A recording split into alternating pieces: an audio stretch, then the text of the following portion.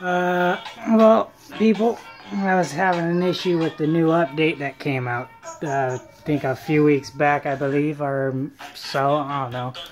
And I kept getting error 100. And I found a way to fix it. I completely took apart my Xbox.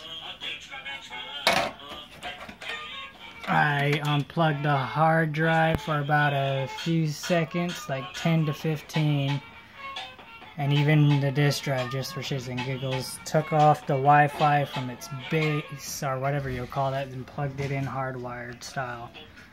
And it completely fixed it, completely updated it, and now it's in working order.